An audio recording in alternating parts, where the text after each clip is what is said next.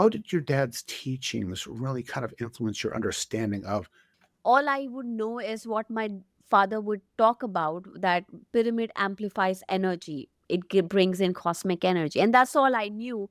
I didn't know much about what science behind it. That word even never even existed in my dictionary at that point. We'll always have some kind of struggle, but wouldn't it be nice if we had less? And to that fact, the energy that is radiated from the pyramid structure, we don't need to understand it. Our higher self, Yeah. our subconscious, our energy bodies completely understand it and they love it, especially where we live in a world that is so toxic. I mean, we have poisonous water, we have poisonous food, Hmm. we have poisonous air, we have poisonous frequencies from 5G, our cell phones, all kinds of radio waves. We also have toxicity from our own minds that create the hormones of stress that then lead to dis-ease. And so anything that we can do, this is something that I don't know if you do this, but because with pyramids, that energy that comes out of the top gets stronger. Years ago, I kept wondering why my father, from all the way back in the 1960s, he had this little tray with like a bunch of little pyramids in it, and he would put that under his bed. And I never actually knew why. And then I found out later. And so underneath my bed is just nothing but pyramids. It's like, Oh, oh yeah, it's like these pyramids from the MMS2. I took a yeah. couple of those, and those are underneath my bed. So I'm Whoa. definitely not a believer. I'm a knower because it is just Hmm. amazing when you become more energetically sensitive how when you get into the field of a pyramid and the energy that it is radiating, it's definitely a huge difference. So with that in mind, now this is becoming, like you said, is becoming more known and PSSM is really it's grown into a worldwide movement. It really has. Your dad and what you're doing is incredible and the world needs it. So for you, what do you feel is like the core philosophy that resonates so deeply with so many different people from all kinds of different walks of life? I think the core philosophy is that you create your own reality. You are the co creator of this universe, and there is nothing that is separate from you. So we are all connected. And so there is no division in terms of whether it's race or religion or gender or any or boundary. So it is a kind of a oneness that we are all here living as friends. And the other important concept is that we are not followers. We are all masters and we are all here to learn from each other. I learn from Nate, learns from me. But that doesn't mean that I am greater than Nate or Nate is greater than me. So it's like that friendship that we share is, I think, the core profound connection that brings people in, and also the freedom.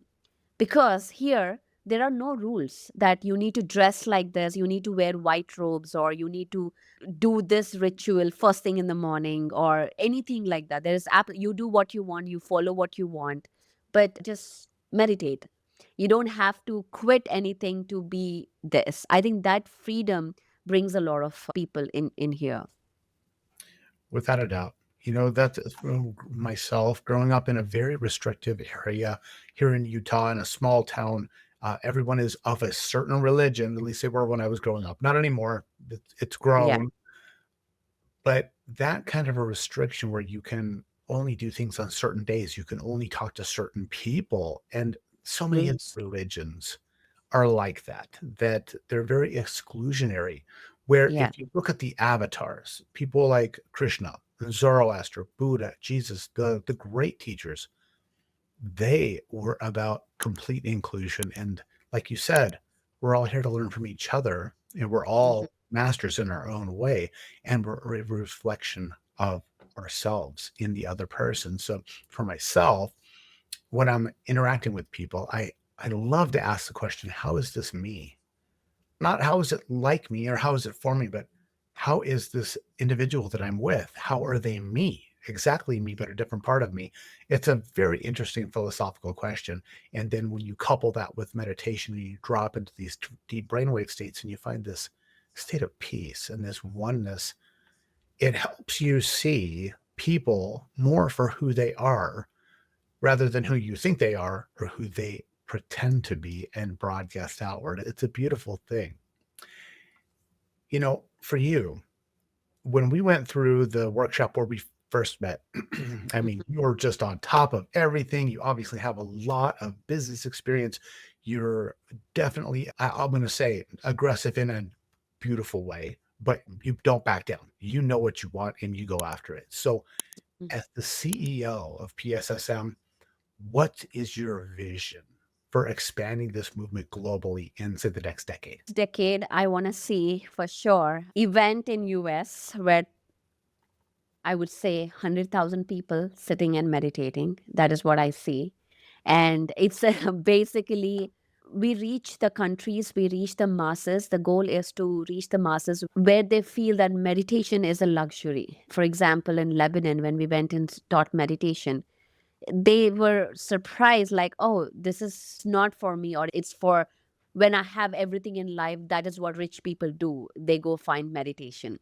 So it's not for everyday people, but that concept, that myth, when we went and talked about it, it took by surprise for them.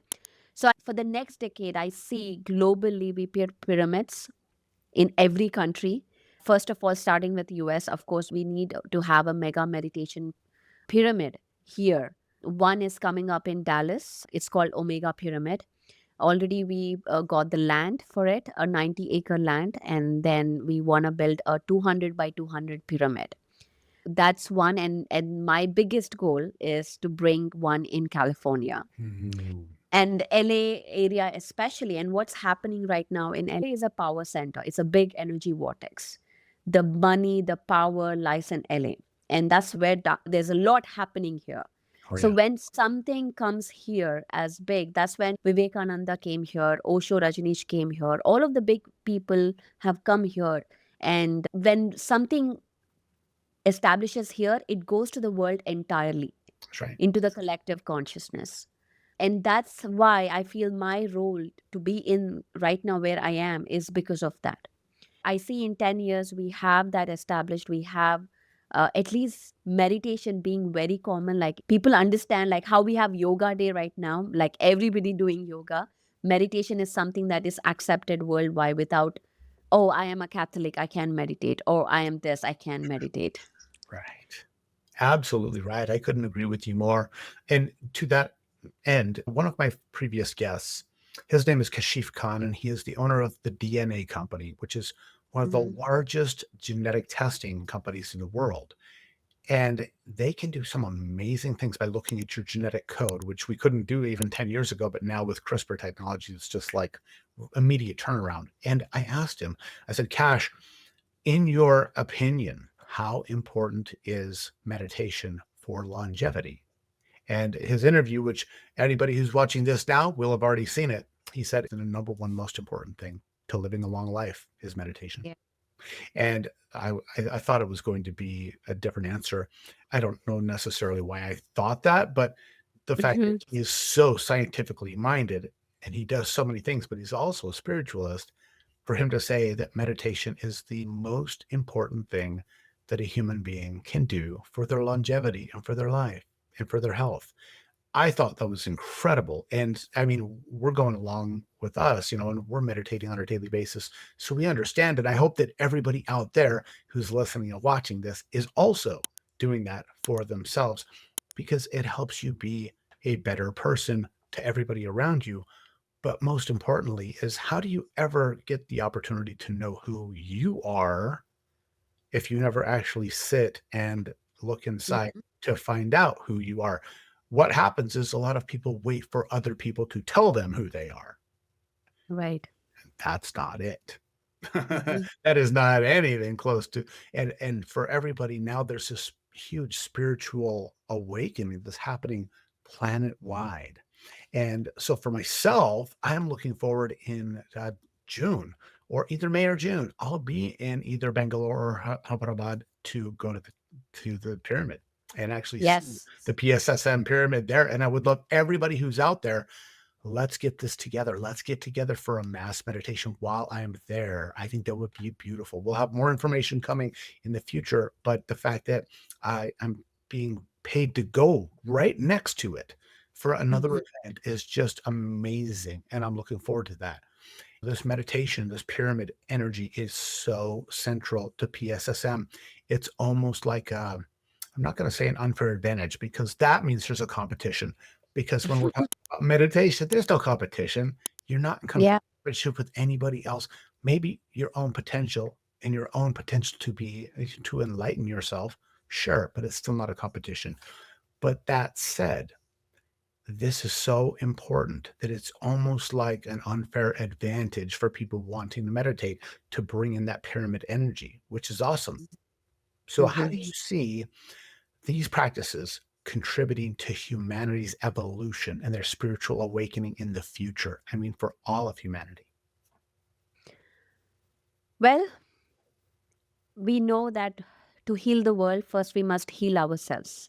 So, as we heal ourselves, as we align with our own true self, come out of our own fears and limitations that the mind has put, the ego has put in, because we are woven in a thread of consciousness with everything in the cosmos. So, as we change the consciousness, it creates a ripple effect for the entire humanity to rise along with it. This is the collective consciousness. Also, for this to happen, it's not that the population Earth has to meditate, it is the 100 monkey effect. When 100 monkeys know what they need to know, the entire monkey world knows, as Rupert Sheldon talked about it. When the threshold reaches enough number of beings start meditating, and when that 100 monkey reaches, it goes into the collective. So that's all we are aiming for. It's not something that is not achievable. It is absolutely achievable.